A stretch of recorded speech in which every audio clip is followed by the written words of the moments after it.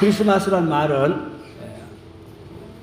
메시아 또 그리고 그리스도 그리고 예배 이 세 가지 말이 합쳐진 것을 크리스마스라 그렇게 말하고 있습니다. 그래서 이 크리스마스는 우리에게 평화를 주고 오늘 성경 말씀에 있지요. 하늘에는 영광이고 땅에는 평화라고 그랬어요. 우리가 크리스마스를 통하여 평화는 마음의 자유함을 누릴 때 죄에서 해방될 때 참된 평화가 있습니다. 죄와 마귀에 눌려 있으면 그 사람은 평화라고 할 수가 없겠죠. 죄와 마귀로부터 완전히 자유함을 누릴 때 마음의 진정한 평화는 천국, 하나님의 나라가 임하게 되는 줄로 믿습니다. 그래서 우리는 예수님을 통하여 생명을 얻었고 또 감사하고 또 이 기쁜 소식을 서로 나누고 또 전하고 그렇게 우리가 살아야 하실 줄로 믿습니다. 첫째로 예수 그리스도의 탄생 과정에 대한 예언, 예수님의 탄생에 대한 예언이 구약에 엄청 많지만 줄여서 간략하게 말씀을 드리는데 첫째로 여인의 후손으로 예수님이 이 땅에 오신다고 창세기 3장 15절에 말씀하고 있습니다. 내가 너로 여자와 원수가 되게 하고 네 후손도 여자의 후손과 원수가 되게 하리니 여자의 후손은 내 머리를 상하게 할 것이요 너는 그의 발꿈치를 상하게 할 것이라. 여기서 여인의 후손은 예수님을 말합니다. 그리고 예수님은 이 마귀의 머리를 짓밟고 승리하는 걸로 여기서 내 머리를 상하게 할 것이요 그랬죠. 그런가 하면 마귀는 예수님의 발꿈치를 상하게 하는 거야. 너는 그의 발꿈치를 상하게 한다. 그래서 예수님의 발에다가 못을 박았잖아요. 악당들이 못 박은 게 사탄 마귀들이 예수님의 발에다 못을 박았어요. 그러나 예수님은 사탄의 머리를 밟았으니까 승리한 줄로 믿으시기 바랍니다. 또 오늘 제 본문에는 제가 준비한 건 아니지만 하나님의 구속의 섭리를 보면은 아담이 선악과를 먹고 발가벗어 부끄러우니까 나무 잎을 무화과 나무 잎을 치마를 만들어 입었어요. 그런데 하나님이 오셨죠. 아담아 내가 어디 있느냐 부르죠. 그때 예, 내가 숨어 있나이다 그랬죠. 하나님이 아담아 내가 어디 있느냐 부르거든 오늘 저와 여러분을 부르는 거야. 내가 어디 있느냐 찾아오신 것은 왜 찾아오셨어요? 구원하시려고 찾아오신 거예요.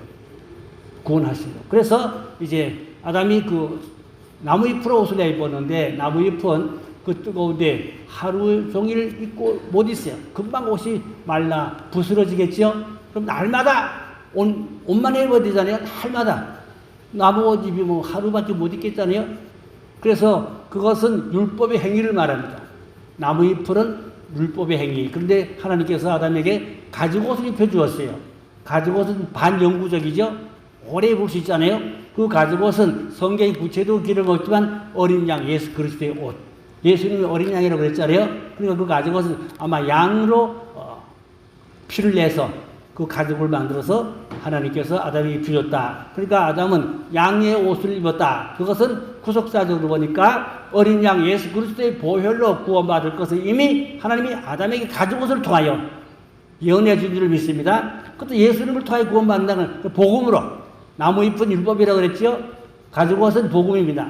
율법으로 행위로 구원받았었고 예수 그리스도의 복음으로 구원받을 것을 이미 하나님이 아담의 가죽옷을 통하여 구속사적인 메시아의 탄생을 거기에 문자적으로는 자세히 모르지만 문자 속에 숨어있는 복음의 비밀이 그렇게 우리에게 들려지고 알려지고 있습니다. 그래서 우리는 성경을 문자적보다는 그 배후에 숨어있는 하나님의 어떤 복음의 그 구속사적 섭리를 잘 발견하면 또 넘치는 복음의 비밀을 알게 되고 은혜를 받게 되는 것입니다. 그런가 하면 또 두 번째로 동정녀 마리아에게서 탄생한다고 했죠.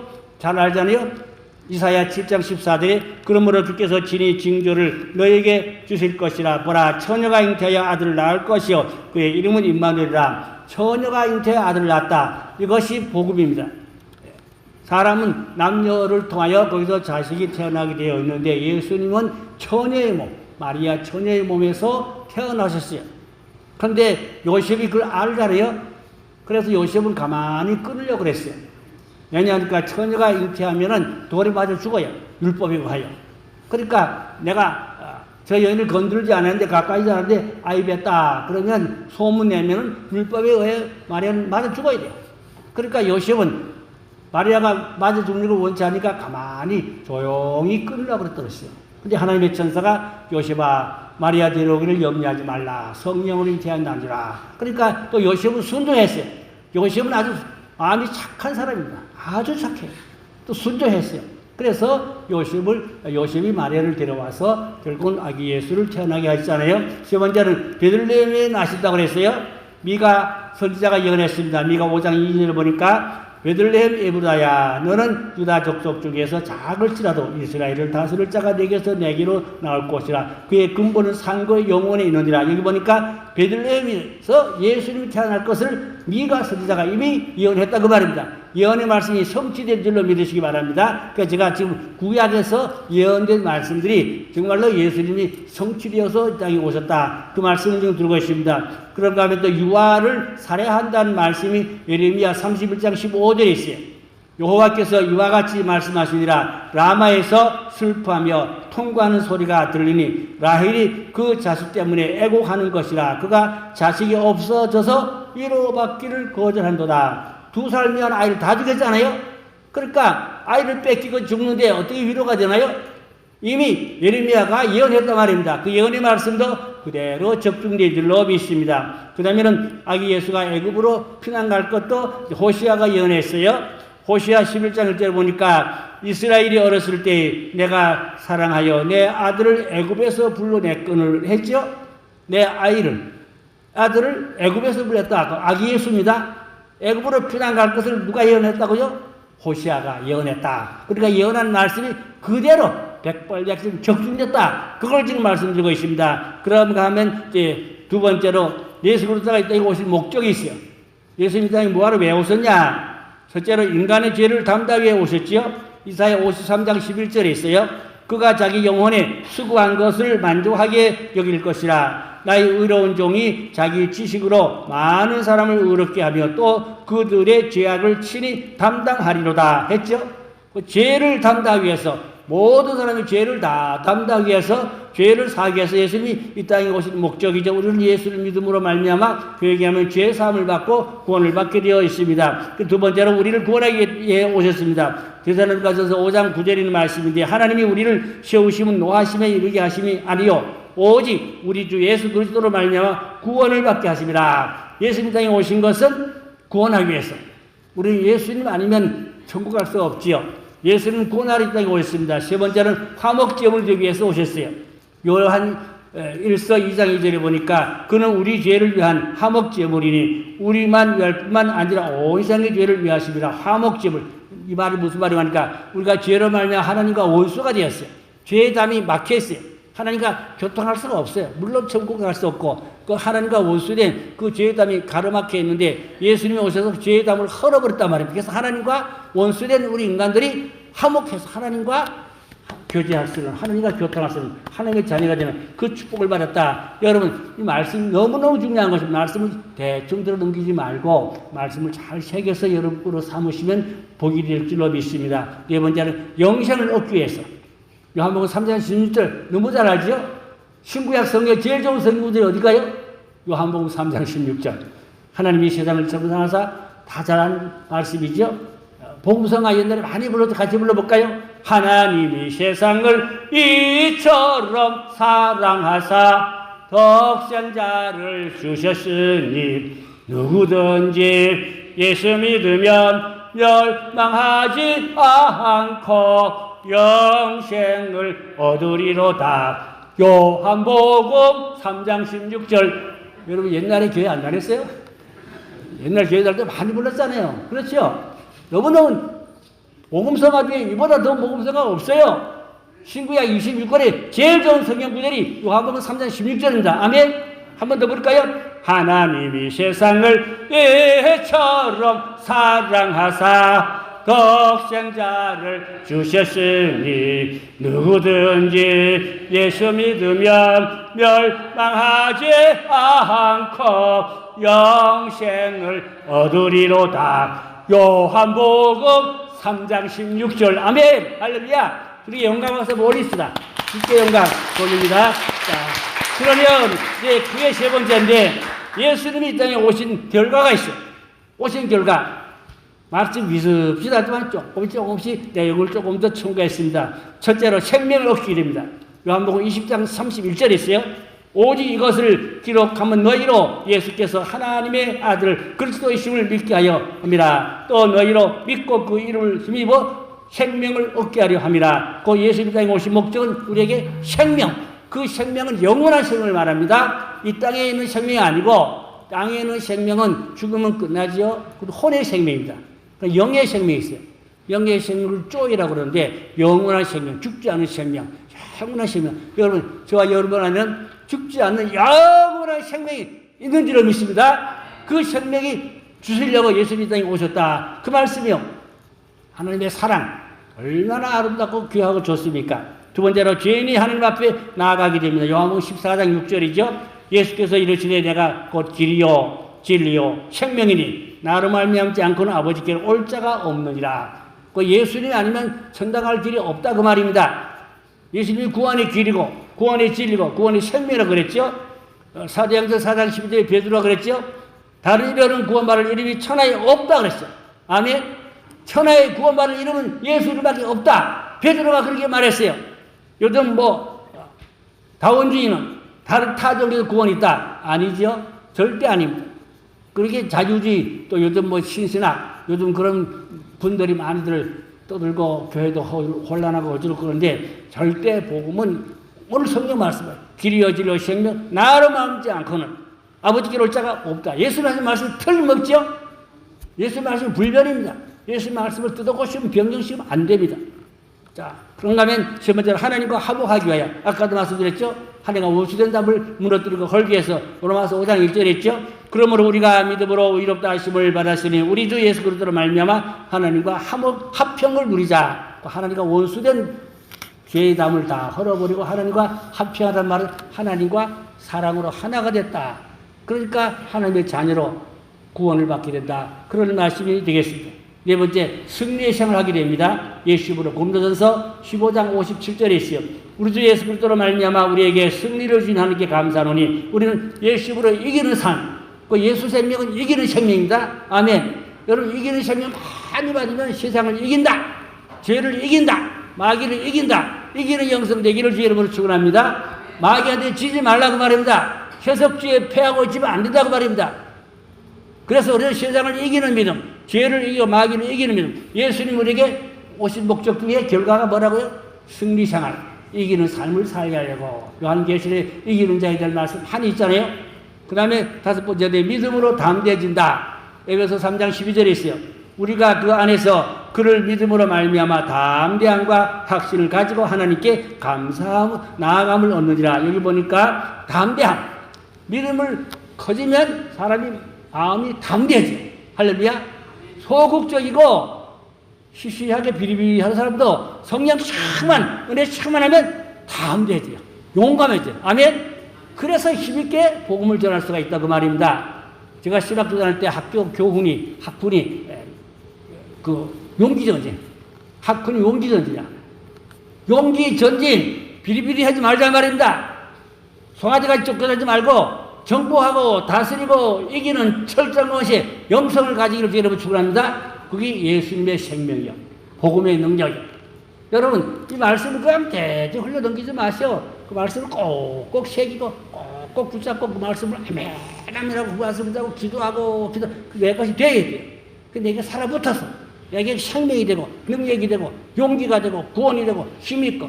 그래서 사람이요. 제가 목회해보니까 옛날에 소극적이고 자랑질하던 자매가 성령 받으니까 아우 용감해졌어요. 담대해졌어요. 씩씩해졌어요. 활발했어요. 할렐루야. 성령 충만하면 그렇게 된다고 말입니다. 아멘. 용기 있고 담대하고도 힘있게 활발하게 좀 주야. 아멘. 용감한 신앙 갖자 그 말입니다. 용기 전진 신앙, 믿음으로 담대해진다. 그 다음에 찬미의 생활입니다. 히브리 13장 15절에 있어요. 그러므로 우리는 예수로 말미암아 항상 찬송을 제사를 하나님께 드리자. 이는 그 이름을 증거하는 입술의 이름이에요. 찬송이 입술의 이름이에요. 늘 하나님 앞에 올리는 찬송.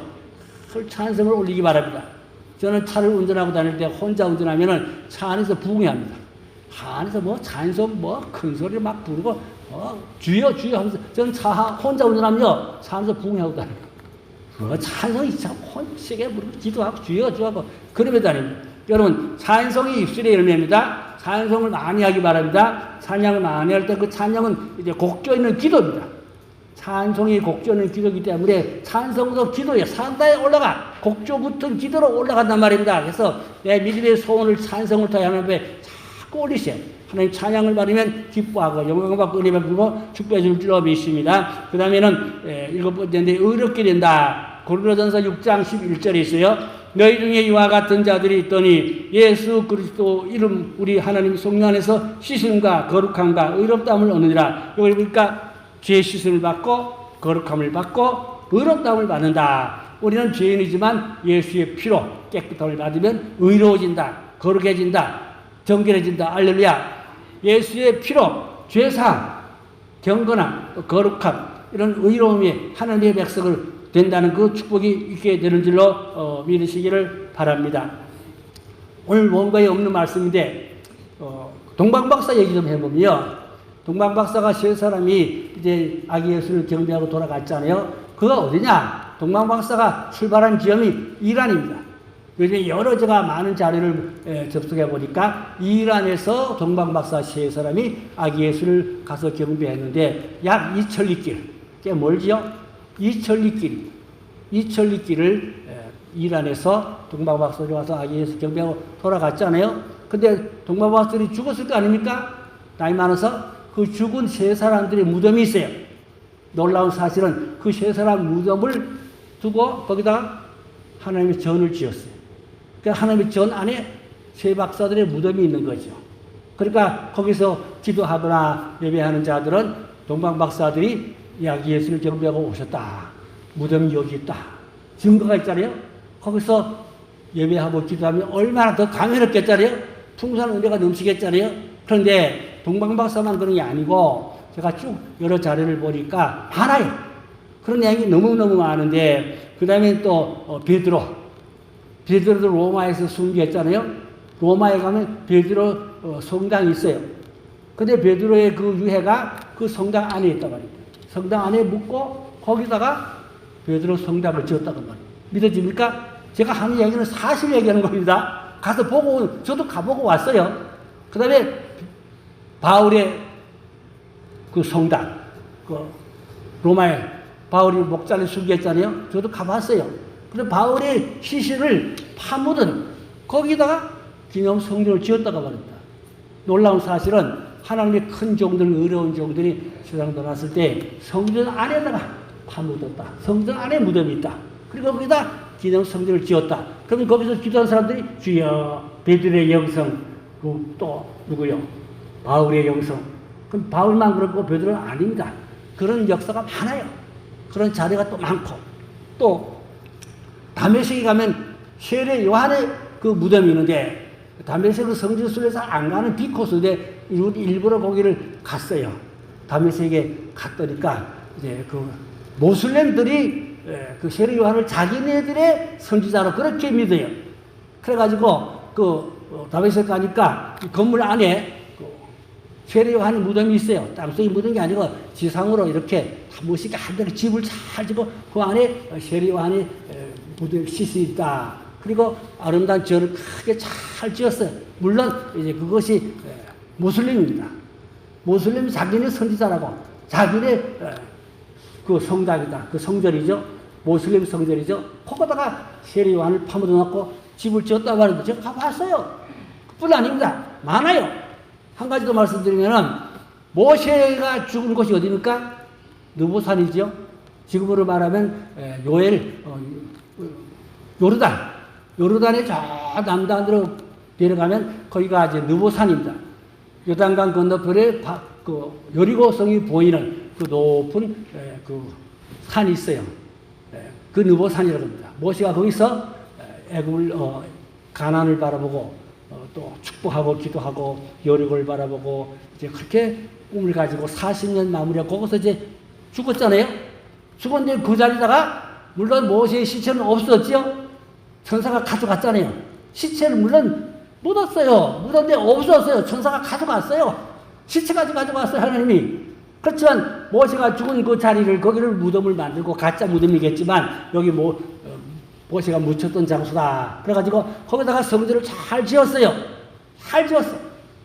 제가 성주시를 갔는데 38살에 갔어요. 38살에 갔는데 한 30여 명 갔어요. 거의 다 아주 고참 목사님들이나 장로들이요.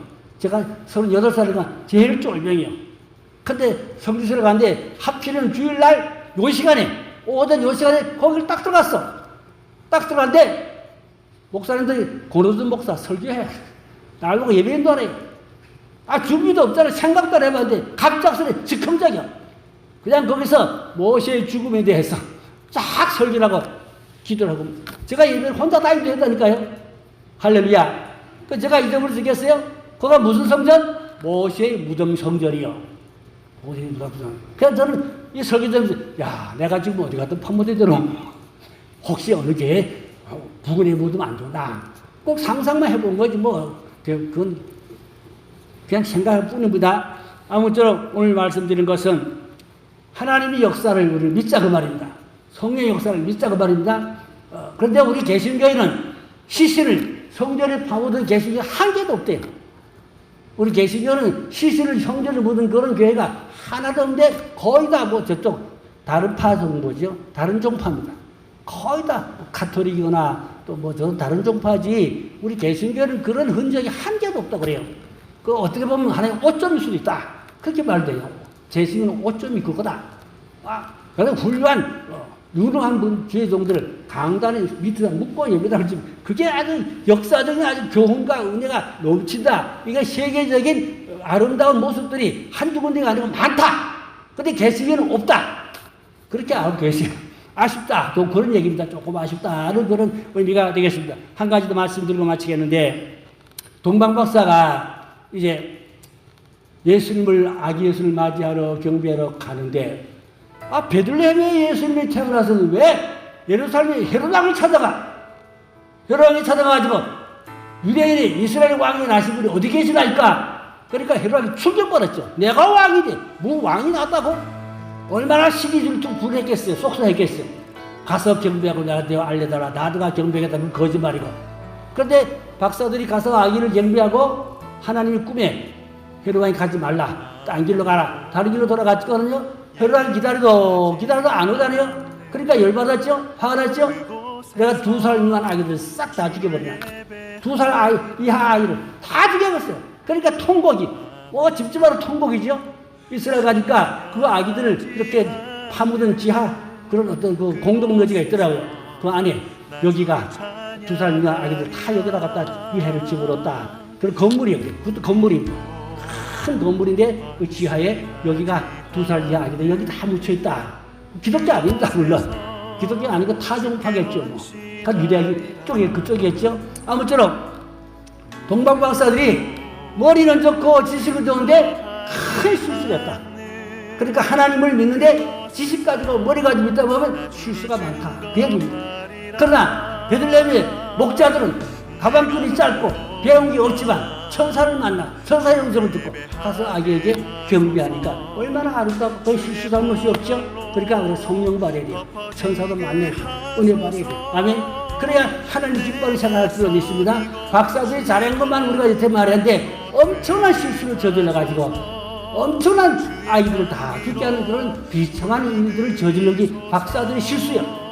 물론 잘하는 거 많지 좋지만 그 실수 때문에 정말로 안 좋은 일이 비극이 있었다. 우리가 그래서 교회에서 머리만 가지고 지식만 가지고 쥐어 해도 실수할 수가 있다. 성령 출발에 천사를 만나고 하나님의 은혜를 받아야 좋은 일 하나님 기뻐하는 열매가 많이 맺어지게 될 줄로 믿습니다. 네, 결론을 마치겠습니다. 예수님이 성령에 데려와 이 땅에 오셨습니다. 인류의 죄를 대신해서 십자가에서 죽으시고 죄와 사망에 빠진 영혼을 구원하심으로 영혼이 성취되었습니다. 요한복음 1장 12절에 영접하는 자 그 이름을 믿는 자는 하나님의 자녀가 되는 권세를 주었다 그랬죠. 여러분 하나님의 자녀가 되었죠. 뭐가 있다고요? 권세를 주었다. 그게 뭐요? 예수님의 권세. 저와 여러분에게 예수님의 권세를 위임해 줬어요. 위탁했어요. 우리가 예수님의 권세로 찌어다 사탄아 물러가라. 원수마귀 물러가라. 악한 것을 대적하고 꾸짖고 예수님의 권세를 사용하는 것이 얼마나 여러분 죄와 마귀를 때려잡는 권세를 주셨어요. 제가 이 설교하려고 그랬지 어제 새벽에 기도하다가 환상을 봤어요. 근데 뱀 하나가 있다. 뱀이 보여. 칼로 세 토막을 잘랐어요. 난도질 잡아 주겠어요. 오늘 설교하려고 그러다가. 아무튼 여러분들 성령의 검으로, 말씀의 검으로 마귀를 때려잡고 이기는 그 철장 권세, 예수님의 권세가 주어져 있어요. 위임했어요. 주님 그걸 다 맡겨주고 왔어요.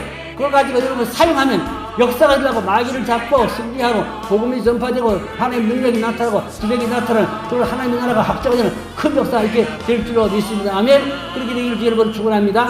기도합니다. 아버지 하나님, 주님 이 땅에 오신 예언이 그대로 성취되었습니다. 그대로 적중되었습니다. 예수님 땅에 오셔서 우리 온리를 구원했습니다. 우리들도 그 예수님의 권세를 받아서 그 일을, 그 사명을 감당하게 하여 주시옵소서. 성령에서 영광을 강건케 하사 위임받은 권세로 복음의 열매를 많이 맺도록 충만한 은혜를 베풀고 축복하여 주시옵소서. 주의 나라가 이 땅에 확장되고 건설되는 한 모퉁이가 쓰임받고 일하게 하여 주시옵소서. 복음의 열매가 많이 맺어지게 주시옵소서. 성탄의 축복과 기쁨이 가정에 또 저 북한 땅에 온 나라에 임하게 주시옵소서. 감사하고 예수님의 이름으로 간절히 기도 올렸사옵나이다. 아멘.